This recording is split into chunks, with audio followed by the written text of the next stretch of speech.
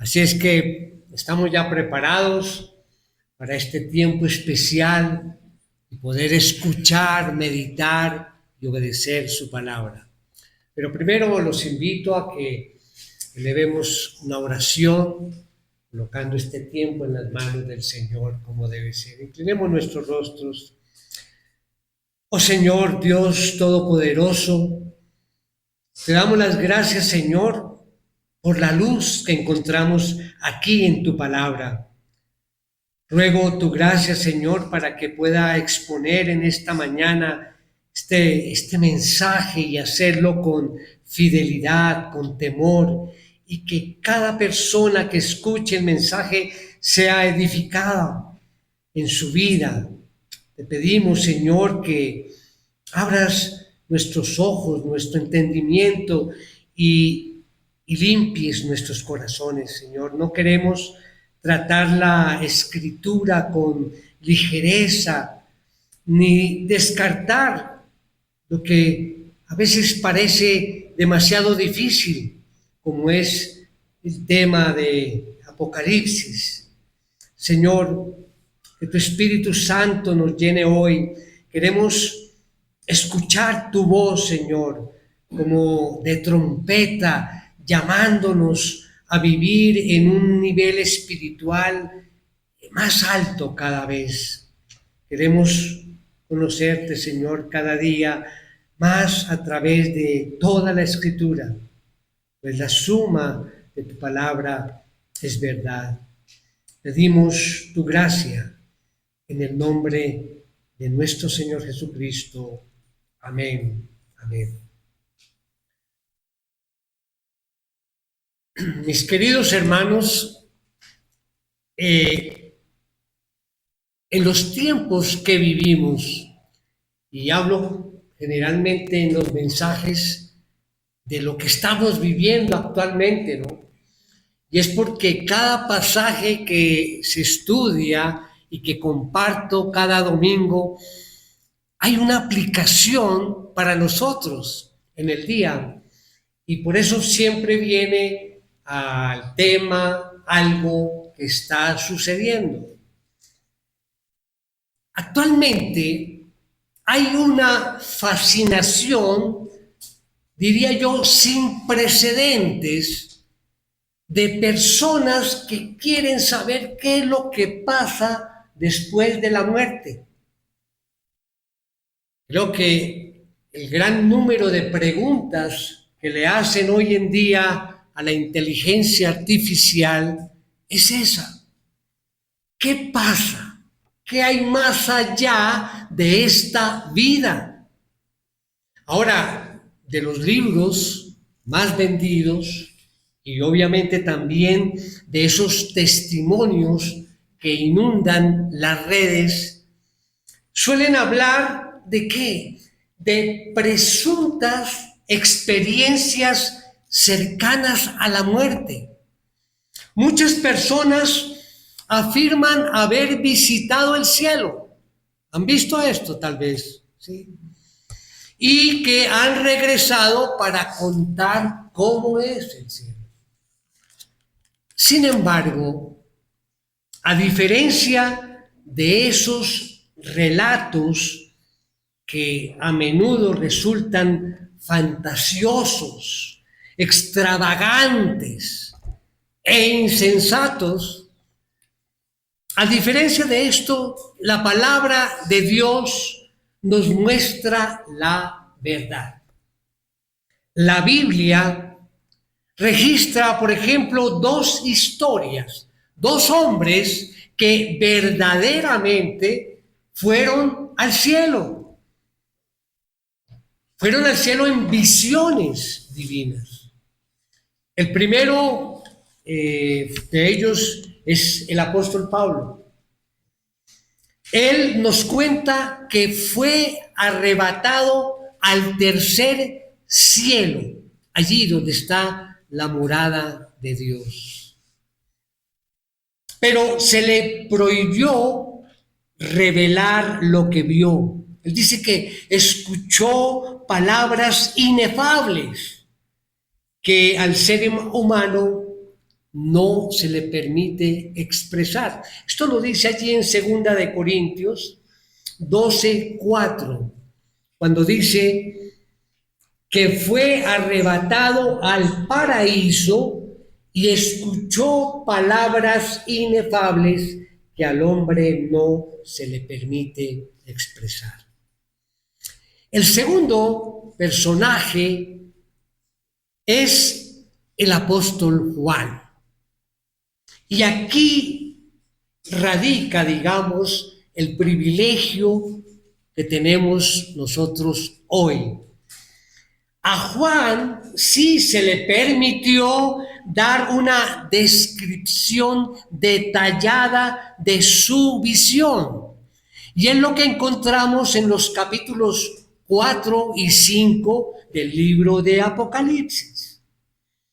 Aunque la Biblia menciona el cielo más de 500 veces y profetas como el profeta Ezequiel nos dejaron hermosos registros de cómo era el cielo, el apóstol Juan esa narrativa de él es la más completa que podemos encontrar sobre el cielo aquí en las Escrituras.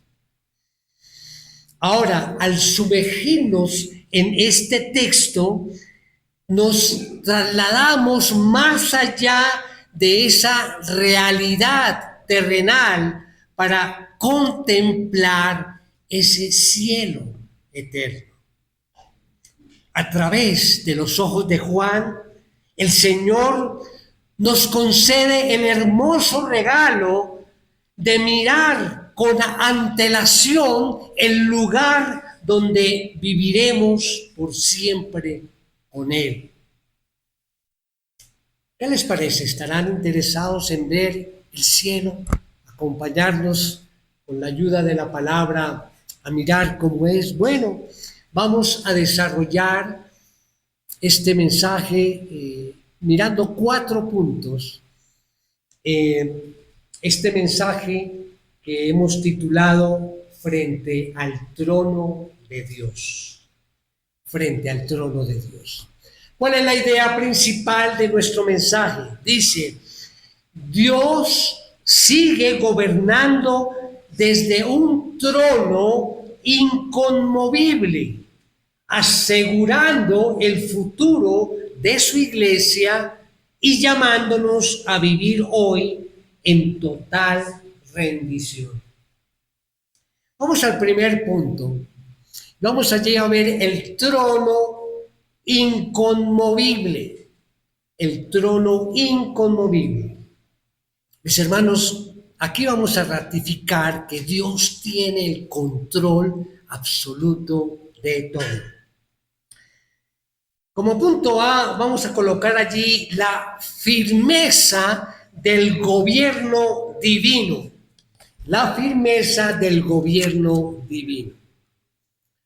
Y acompáñenme entonces aquí al texto base, capítulo 4 del libro de Apocalipsis. Vamos a leer los 3 primeros versículos para comenzar. Dice, después de esto, está hablando Juan, ¿no? Miré y vi una puerta abierta en el cielo. Y la primera voz que yo había oído como sonido de trompeta que hablaba conmigo decía, sube acá y te mostraré las cosas que deben suceder después de estas. Al instante estaba yo en el espíritu y vi un trono colocado en el cielo y a uno sentado en el trono. El que estaba sentado era de aspecto semejante a una piedra de jaspe y sardio, y alrededor del trono había un arco iris de aspecto semejante a la esmeralda. Paremos allí. Entonces, el apóstol describe y dice, después de esto, miré y vi una puerta abierta en el cielo.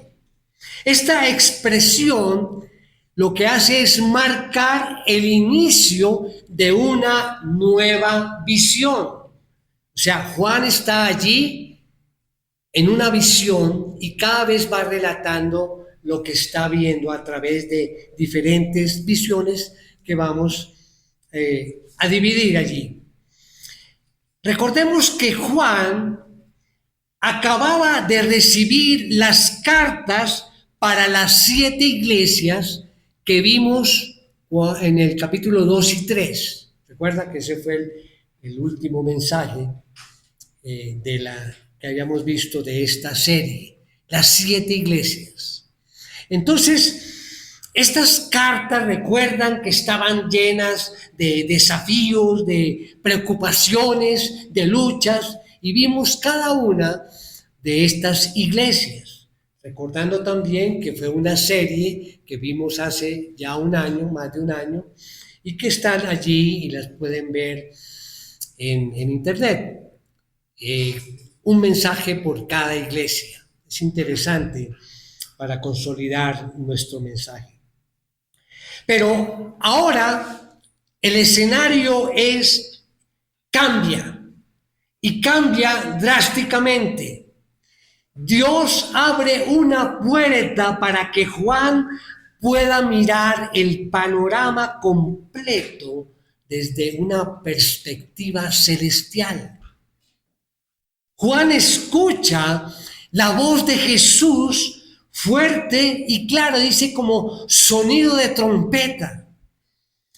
Y le estaba dando una orden. Dice allí, sube acá y te mostraré las cosas que deben suceder después de estas. Y dice que al instante el apóstol se encuentra allí en el Espíritu y lo primero que cautiva allí su atención no fue ese paisaje místico o detalles extravagantes. Recuerden dónde está. En el cielo, ¿verdad?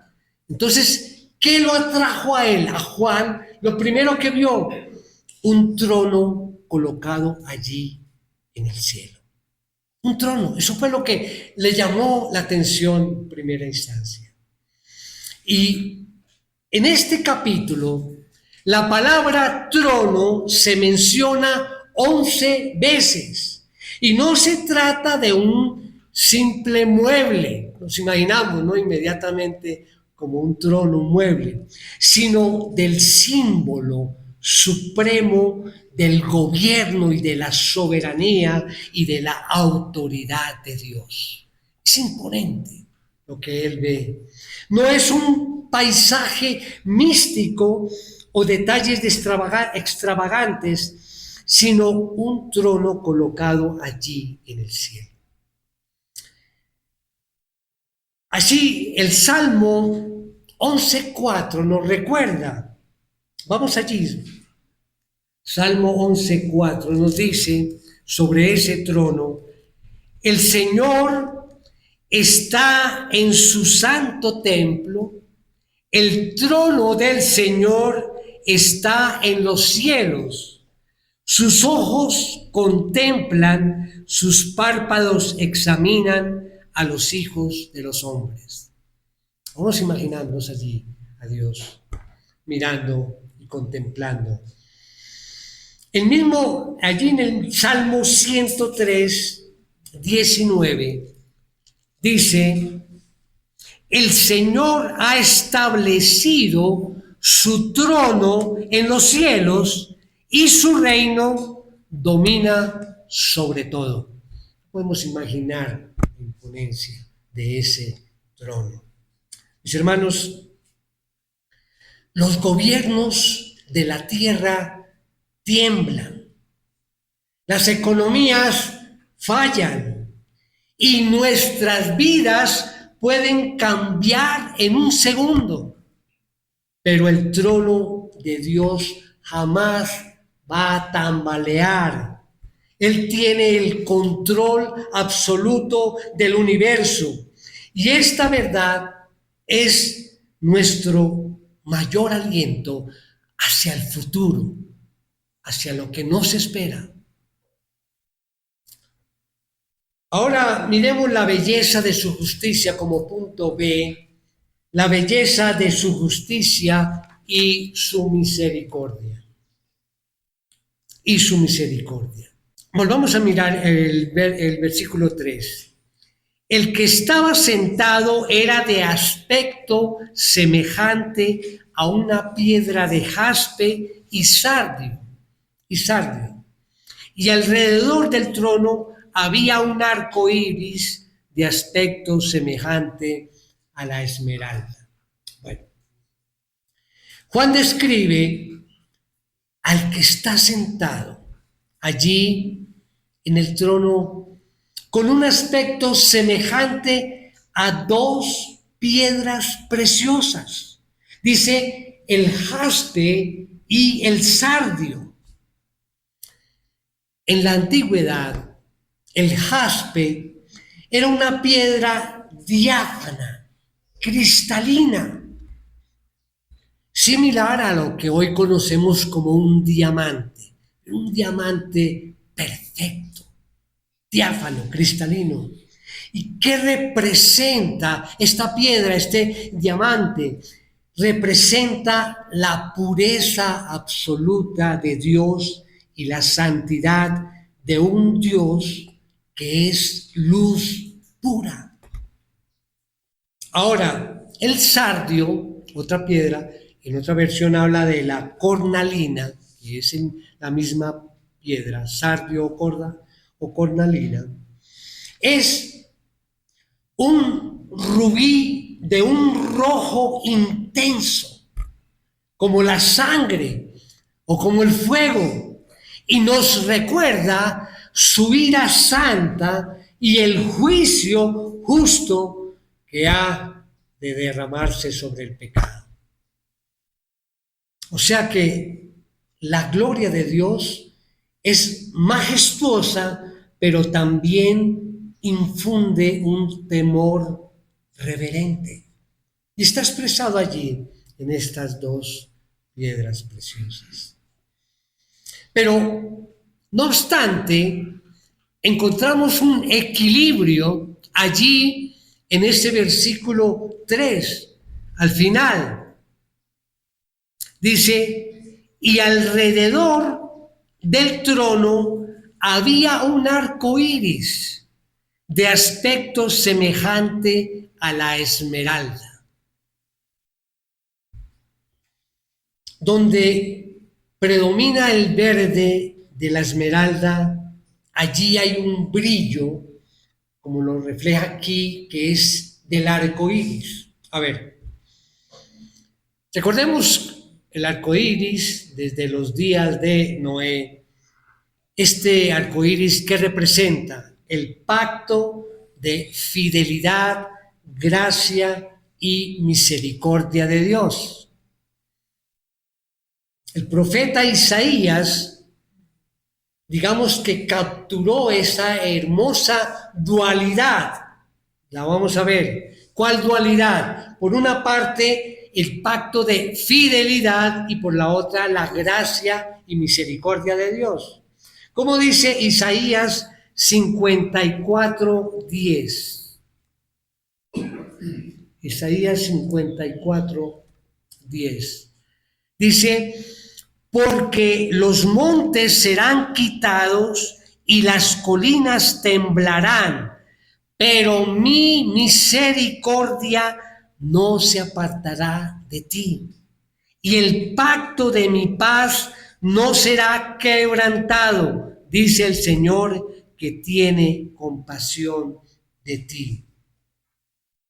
Hermanos, qué hermoso saber que Dios, su justicia y su misericordia operan en perfecta armonía. Su juicio es real, pero su pacto de gracia para con sus hijos es eterno e inquebrantable. Ese es el pacto con nosotros. Bien, ahora vamos a ver, continuando el texto, seguimos con el segundo punto, la iglesia asegurada. La iglesia asegurada. Vamos a ver allí en el cielo el lugar de los redimidos. Recordamos nuestra idea principal. Dios sigue gobernando desde un trono inconmovible, asegurando el futuro de su iglesia y llamándonos a vivir hoy en total rendición. Como punto A, coloquemos allí nuestra victoria garantizada. Nuestra victoria garantizada. Entonces estamos allí con Juan en el cielo y vemos ese trono, ya vimos esas piedras maravillosas. Ahora, rodeando el gran trono, Juan ve algo maravilloso. Versículo 4. Y alrededor del trono había 24 tronos, y sentados en los tronos 24 ancianos vestidos de ropas blancas con coronas de oro en la cabeza. Bien, este ha sido un debate a través de la historia, buscando la identidad de esos 24 ancianos. Algunos, y esto fue una teoría o es una teoría, consideran que estos 24 ancianos era como un orden angelical, o sea, de ángeles, pero realmente no es así. Y ya les voy a decir el porqué. Debemos ver entonces estos 24 ancianos como representantes humanos de la iglesia. Escuchen bien, mis hermanos. En primer lugar, la referencia a los 24 tronos en los que estaban sentados estos ancianos indica que estaban reinando con Cristo, ¿sí? Allí todos. Del centro, el trono principal y alrededor estos tronos. Pero en ningún lugar de las Escrituras los ángeles se sientan en tronos ni muestran que están gobernando. No lo encontramos allí. A la iglesia, sí, por otra parte, se le promete varias veces que gobernará con Cristo. A la iglesia, nosotros como iglesia gobernaremos con Cristo. En Lucas 22:30 nos dice que coman y beban a mi mesa en mi reino y se sentarán en tronos juzgando a las 12 tribus de Israel. Y en Primera de Corintios 6, los dos primeros, versículos 2 y 3 dice, ¿o no saben que los santos han de juzgar al mundo? Y si el mundo es juzgado por ustedes, ¿no son competentes para juzgar los casos más sencillos? ¿No saben que hemos de juzgar a los ángeles? Cuanto más asuntos de esta vida. ¿Cuánto más asuntos de esta vida? La palabra griega, entonces, traducida como ancianos, recuerda, dice, alrededor del trono había 24 tronos y sentados en los tronos 24 ancianos. Esa palabra griega traducida ancianos nunca se emplea en las Escrituras para referirse a los ángeles, sino siempre a los hombres. Se emplea para referirse a los ancianos en general y a los gobernantes tanto de Israel como de la iglesia. Además de eso, ancianos sería como un término inapropiado para describir a los ángeles, porque ellos no envejecen. Tampoco por ese lado concuerda. Además, dice que están vestidos con ropas blancas. Ahora, en Apocalipsis, estas ropas blancas simbolizan la justicia de Cristo otorgada a los creyentes en el día de su salvación. No habla tampoco de ángeles. Y dice que llevan sobre sus cabezas coronas de oro. La palabra griega aquí es estéfanos, que no es la corona de un rey que hereda el trono, sino la corona de laurel que recibía el atleta que perseveraba y ganaba la carrera. Así es que podemos decir que los ángeles no luchan contra el pecado, ni corren carreras de la fe. Estas coronas son el premio para los creyentes que por la gracia de Dios vencieron y perseveraron hasta el fin. Allí en Apocalipsis 2:10, donde estamos, la parte B dice: sé fiel hasta la muerte y yo te daré la corona de la vida. Y allí el apóstol Pedro añade en Primera de Pedro 5:4, dice: y cuando aparezca el príncipe de los pastores, ustedes recibirán la corona inmarcesible de gloria. Bien. Charles Spurgeon, el príncipe de los predicadores que mencionamos con alguna frecuencia, dice lo siguiente, abro comillas: los santos en el cielo no están allí como mendigos tolerados, sino como reyes coronados que se sientan con el Rey de Reyes por el derecho de la rendición. Termina allí la cita. Ahora, si los 24 ancianos son seres humanos, y ya comprobamos que sí, ¿verdad? ¿A quiénes representan? Porque es solamente una muestra. Ellos representan a alguien más o algunos más.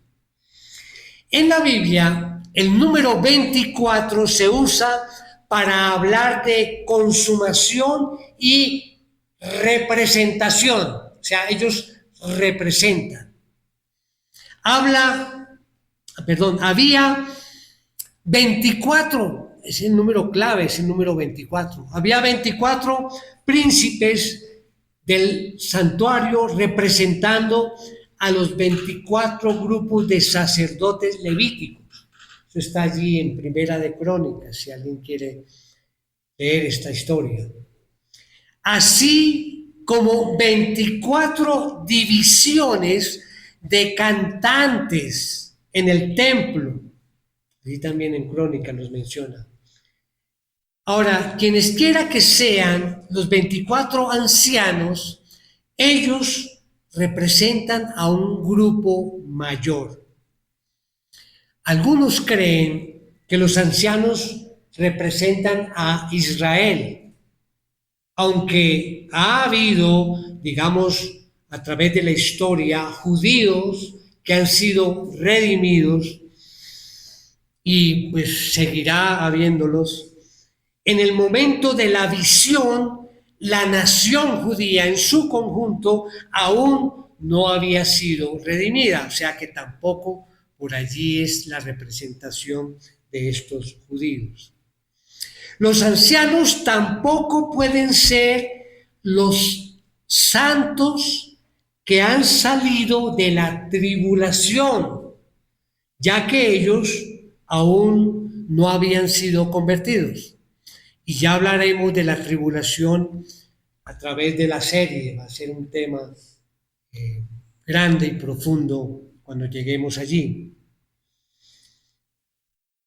Ahora, otros tratan de dividir estos 24 ancianos en dos grupos de 12 cada uno. Uno que representa a la iglesia y otros que representan a Israel. Sin embargo, en todas las apariciones en Apocalipsis se muestra es como un grupo de 24. Unos dicen 12 y 12, no, 24. Entonces, lo más probable es que ¿a quiénes representan estos 24 ancianos? Representan a la iglesia arrebatada. Ese va a ser otro tema de nuestra serie. La iglesia arrebatada que canta el cántico de la redención. Allí se lo encontramos más adelante en el capítulo 5, dice: cuando tomó el libro, los 4 seres vivientes y los 24 ancianos se postraron delante del Cordero. Cada uno tenía un arpa y copas de oro llenas de incienso, que son las oraciones de los santos, y cantaban un cántico nuevo diciendo: digno eres de tomar el libro y de abrir sus sellos, porque tú fuiste inmolado y tu sangre compraste para Dios a gente de toda tribu, lengua, pueblo y nación. Bueno, esto es un adelanto de lo que veremos la semana entrante, si Dios lo permite, el capítulo 5. Ahora bien, tienen sus coronas y viven en el lugar preparado para ellos, a donde han ido a estar con Jesucristo. Entonces, ¿a quiénes representan? A la iglesia que ha sido arrebatada, que canta el cántico de redención, que tienen sus coronas y viven en ese lugar. ¿Cuál lugar? El cielo. Ese lugar preparado para nosotros como iglesia, a donde han ido a estar allí con Jesús. Iglesia, esto nos debe llamar la atención. Nuestra victoria final y nuestro lugar en el cielo ya están garantizados. Para quienes toman nota, apunten allí Juan 14, versículo del 1 al 4. No lo vamos a leer, seguimos por tiempo. Bien, ahora vamos a ver la paz de antes de la tormenta, como punto B. La paz antes de la tormenta. Dice el versículo 5: del trono salían relámpagos, voces y truenos. Por eso hablo de la tormenta. Aquí en el versículo 5 vemos que hay un giro aquí dramático. Está hablando de relámpagos y truenos. Y estos relámpagos y truenos están asociados con la presencia de Dios. Recordarán allí, vamos allí a Éxodo 19, 16. Dice: y aconteció que al tercer día, cuando llegó la mañana, hubo truenos y relámpagos y una densa nube sobre el monte y un sonido tan fuerte de trompeta que hizo temblar a todo el pueblo que estaba en el campamento. Allí se asocian también con el juicio de Dios durante la tribulación.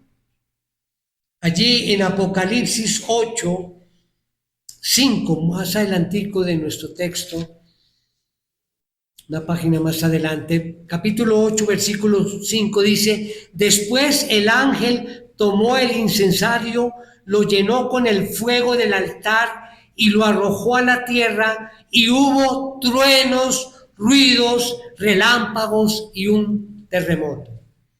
O sea, también está asociado a este tiempo de tribulación. Por lo tanto, entonces Juan vio un avance allí de la ira divina que será derramada en la tierra, descrita allí en los capítulos 6 al 19. Ese va a ser el grueso de nuestra serie. Allí la ira divina. Y dice, continuando el versículo 5, nos dice: delante del trono había 7 lámparas de fuego ardiendo, que son los 7 espíritus de Dios. Entonces Juan vio 2 cosas delante del trono. Primero, había 7 lámparas de fuego. Y a diferencia de los candelabros que se mencionan, recuerda allí en el capítulo 1, los versículos 12 y 13, estas no eran lámparas, esos candelabros, estos eran antorchas exteriores que emitían la luz intensa y resplandeciente de una llama allí, en esa antorcha, una llama esplendorosa. Juan también identifica como los 7 espíritus de Dios. Esta frase describe ¿a quién? Eso ya lo vimos. Al Espíritu Santo, ¿sí? En su plenitud. Lo vimos también en el estudio allí. Recordemos cuáles son estos 7 espíritus de Dios que representan al Espíritu Santo en toda su plenitud. Allí en Isaías 11:2 nos dice estas 7. Dice: y reposará sobre él el Espíritu del Señor, que es espíritu de sabiduría y de inteligencia, espíritu de consejo y de poder, espíritu de conocimiento y de temor del Señor. Bien, no me detengo aquí porque ya hablamos sobre este tema. Entonces, la visión de Juan describe a Dios como listo para hacer la guerra contra la humanidad rebelde y pecadora. Y muestra al Espíritu Santo como su antorcha de guerra, el que conforta a los que aman a Cristo. Es el mismo que va a consumir a quienes lo rechazan, el Espíritu Santo. Sé que hay bastante información y tenemos que estar atentos para imaginarnos muchas cosas que están plasmadas allí. En segundo, miremos allí el versículo 6, segundo lugar de lo que nos dice Juan. Dice: delante del trono había como un mar transparente, semejante al cristal. Entonces, lo que vio Juan en la base del trono, allí, fue una vasta calzada de un vidrio, transparente, que brillaba como centellante cristal. Presenta esto una escena similar cuando Moisés, Aarón y los ancianos de Israel vieron al Dios de Israel.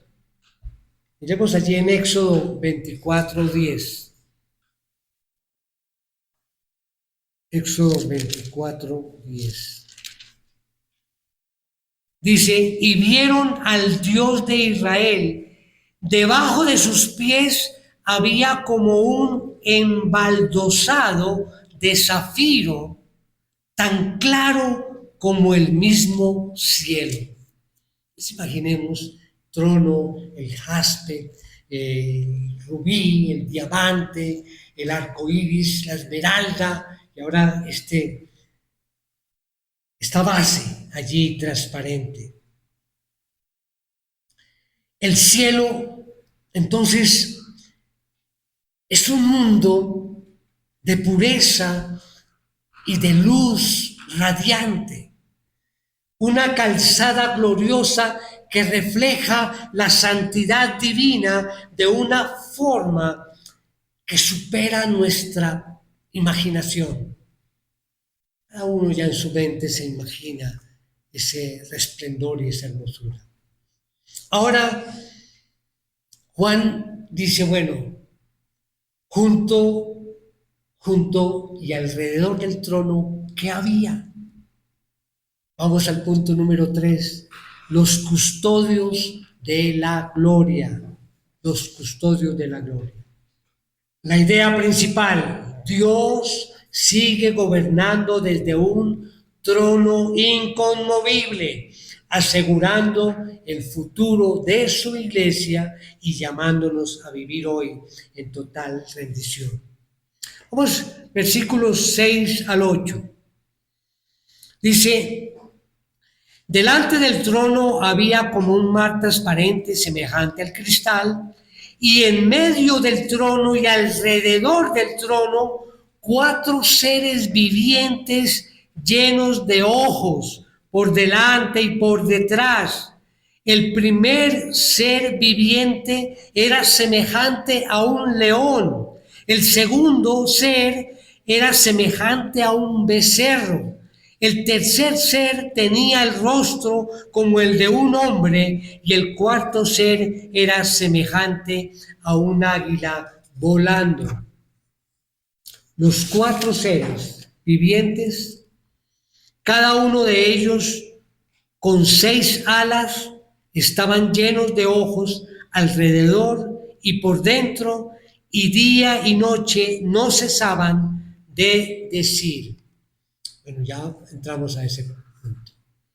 Vamos a explicar algo de esto. Este pasaje entonces presenta aquí 4 seres vivientes que van a desempeñar una función muy importante en estos acontecimientos del Apocalipsis. El que se diga que están junto al trono y alrededor del trono, ¿qué significa? Que en ese lugar están ellos cercanos al trono, o sea, el círculo interior más cercano al trono. Ahora bien, esa traducción seres vivientes no se refiere a animales. La frase se deriva de una sola palabra en el texto griego, o sea, la forma sustantivo del verbo que significa vivir. Eso es, seres vivientes. Ahora, estos 4 seres vivientes son querubines, un orden exaltado de ángeles que se asocian a menudo en las escrituras con el santo poder de Dios. Okay. Juan dijo que los seres vivientes estaban llenos de ojos delante y detrás, simbolizando que su conciencia, su estado alerta y su gran conocimiento o abarcador conocimiento. Nada de lo que tiene que ver con su deber se escapa de esa atenta mirada. De ahí que son muy importantes en el desarrollo de el Apocalipsis. Ahora, en el versículo 7, Juan describe las facetas de estos querubines a través de 4 figuras de la creación: un león, un becerro o buey, un hombre y un águila volando. Estas formas representan las áreas principales de la creación de Dios, rindiéndole honra a Él. Pero también simbolizan las características de sus siervos perfectos. Dice, semejante a un león, que representa la fuerza, el coraje y la majestad del reino. Reino, podríamos decir, salvaje. Semejante a un becerro, representa el servicio, la resistencia y la fidelidad. Tal vez lo asimila allí a un animal doméstico. El rostro de hombre representa la razón, la inteligencia y la compasión, es decir, la cumbre de la creación. Y finalmente dice, semejante a un águila volando, representa la velocidad, la visión aguda y la soberanía en los aires. Y además dice que tiene 6 alas, estos querubines, y esto nos conecta con Isaías 6, 2 por allí.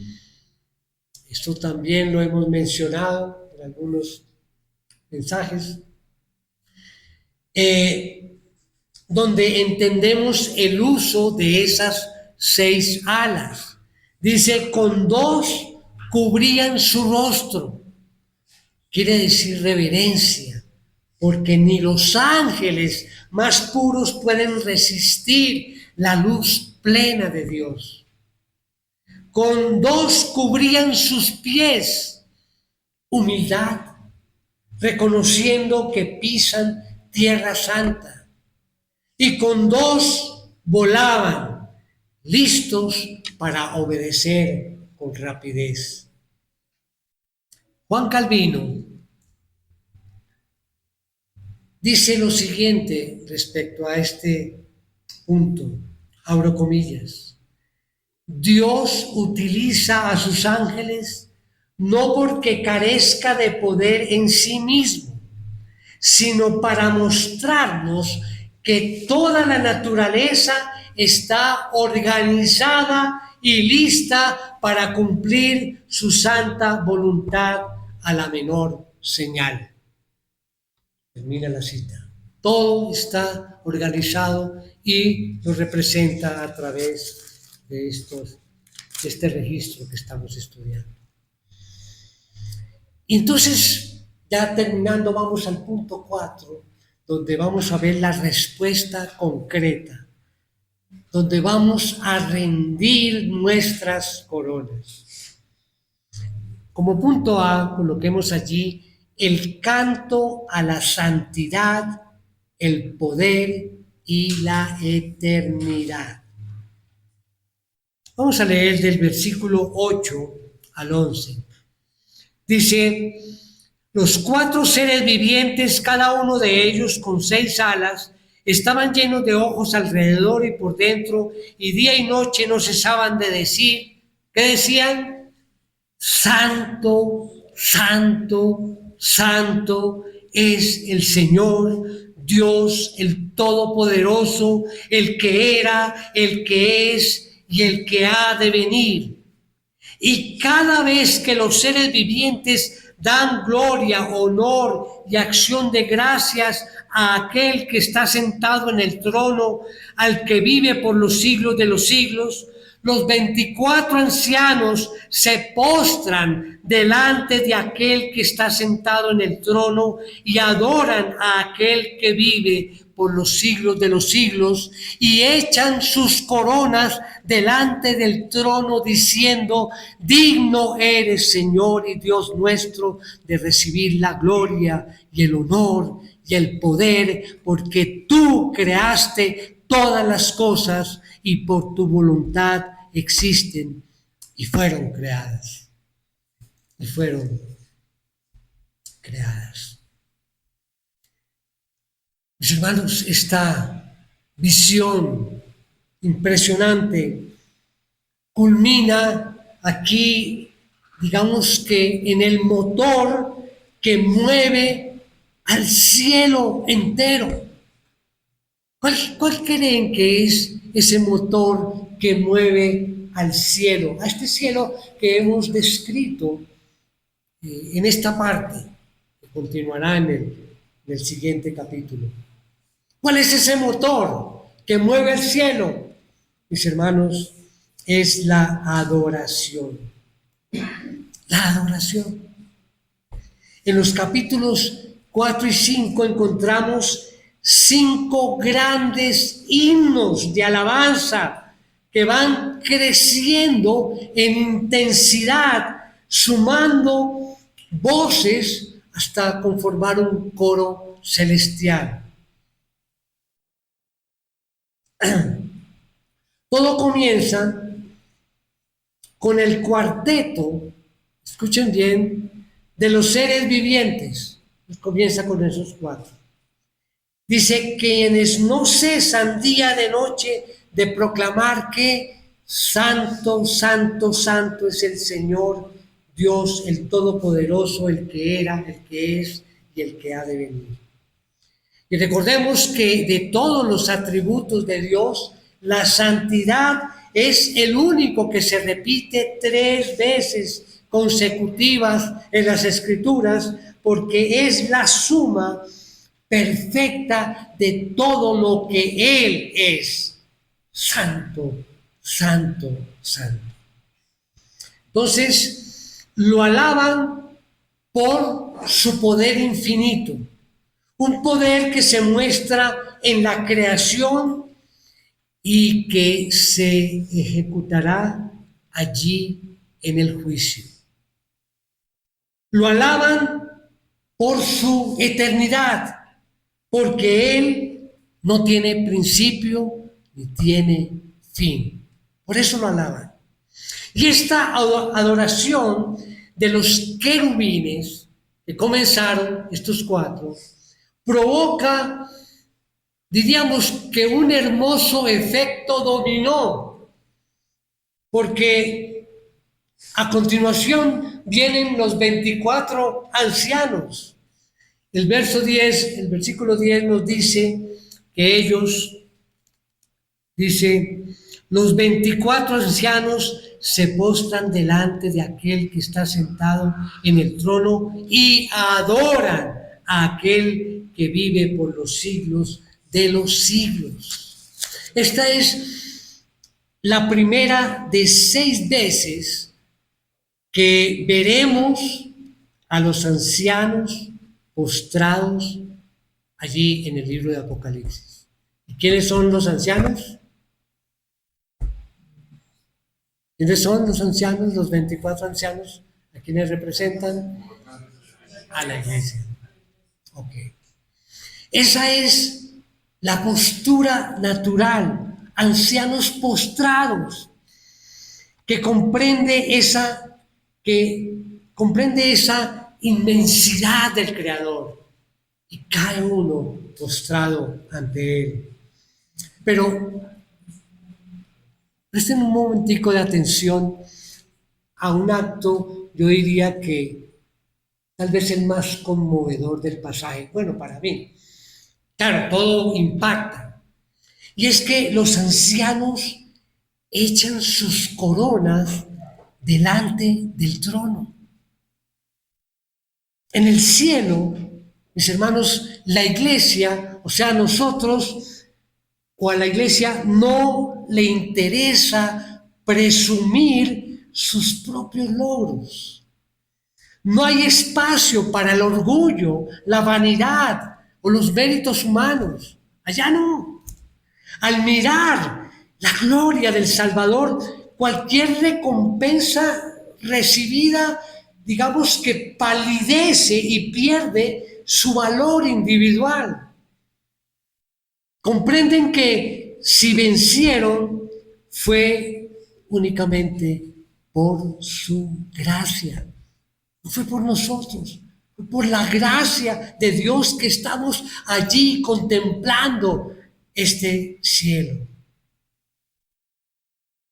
Esto cumple perfectamente lo que Pablo nos enseñó en 1 Corintios 15:10. Dice: pero por la gracia de Dios soy lo que soy, y su gracia para conmigo no resultó vana. Antes bien, he trabajado mucho más que todos ellos, aunque no yo, sino la gracia de Dios en mí. La gracia de Dios en mí. Y también hace eco el Salmo 115:1, que dice: no a nosotros, Señor, no a nosotros, sino a tu nombre da gloria por tu misericordia, por tu fidelidad. Por eso unen sus voces, todos allí diciendo, versículo 11, digno eres, Señor, y Dios nuestro, de recibir la gloria y el honor y el poder, porque tú creaste todas las cosas y por tu voluntad existen y fueron creadas. Y esa palabra digno, ese digno eres, Señor, se usaba en las procesiones triunfales de los emperadores romanos, pero aquí los ancianos lo reconocen. En Dios el derecho absoluto sobre la creación. Es un cántico de esperanza. El paraíso que un día se perdió por el pecado del hombre está a punto de ser plenamente recobrado por el poder del Creador. Termino como conclusión y aplicación del mensaje. Mis hermanos, este capítulo 4, yo los invito a que lo vuelvan a leer en casa y con sus apuntes vuelvan a recordar los puntos claves de este mensaje. Este capítulo 4 no fue escrito para saciar nuestra curiosidad sobre el futuro, sino para sostener nuestra fe en el presente. Por eso se escribió: ¿cómo es el cielo? Llevamos hoy aquí en el corazón 3 aplicaciones muy prácticas para nuestra vida diaria. Primero, descansemos en su trono inconmovible. Ese fue nuestro primer punto, ¿no? El trono inconmovible. Descansemos en él. Si has recibido malas noticias, si estás pasando por un momento de adversidad, problemas económicos, familiares, lo de siempre que con frecuencia pasamos, mira al cielo. Cuando estés pasando por ese momento, miremos al cielo y lo que acabamos de ver, y miremos que allí el trono no está vacío. Dios no ha dimitido de su cargo. La casualidad no gobierna tu vida, la gobierna el Señor que está sentado allí en el trono y tiene un total control. En segundo lugar, vivamos con una perspectiva de victoria. Recuerden la visión allí de los ancianos sentados y coronados, nos recuerda que las aflicciones de este tiempo presente no se comparan con la gloria venidera. No lo podemos comparar. Tu fidelidad a Dios en medio de la prueba tiene una recompensa eterna. No te rindas. La meta está asegurada.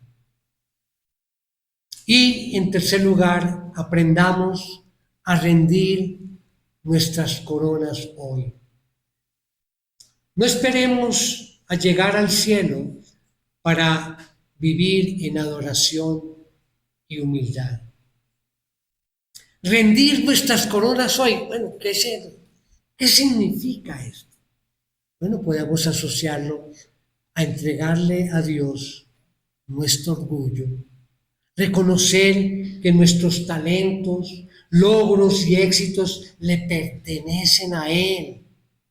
Cada vez que le dices al Señor, no se haga mi voluntad sino la tuya, estás echando tu corona delante de su trono.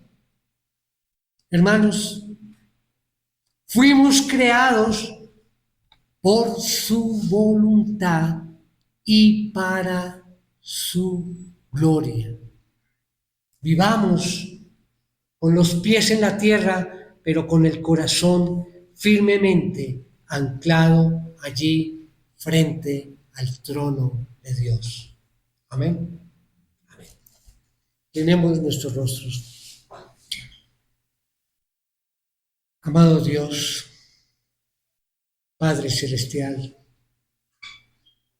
después de escuchar este mensaje, nuestro corazón se une a ese coro celestial que canta, que grita, Santo, Santo, Santo, Señor. Confesamos, sí, que tú eres digno de recibir la gloria, la honra, el poder. Gracias, Señor, por recordarnos a través de tu palabra que el mundo no está a la deriva, sino bajo tu soberano y perfecto control. Perdona, Señor, si tenemos a veces dudas. Señor, limpia nuestro corazón de ese orgullo que allí nos afecta. Hoy queremos rendir estas coronas, nuestras propias coronas ante ti. Te entregamos, Señor, nuestros planes, nuestras cargas, nuestros temores, nuestros logros, reconociendo que todo lo que somos y todo lo que tenemos es por tu gracia. Señor, hoy, al terminar este servicio, nos marchamos a casa con la absoluta paz de saber que tú reinas eternamente y que nuestras vidas están seguras en ti. En el glorioso nombre de Jesús oramos, hoy y siempre. Amén.